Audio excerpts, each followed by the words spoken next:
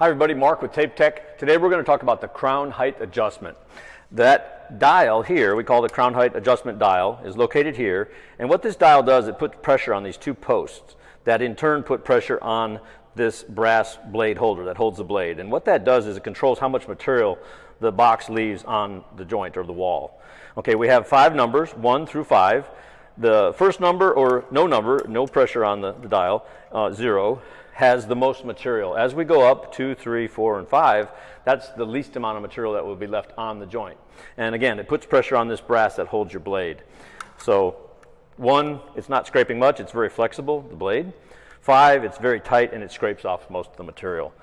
Now on our range of boxes, whether it be the Easy Clean box, the Max box, or the Power Assisted box, the TapeTech range, we all have the same dial setting. You may have a little different setting on each.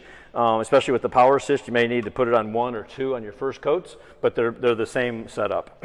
And to demonstrate what this looks like, I'm going to set the dial setting on 1, and we're just going to run this right here.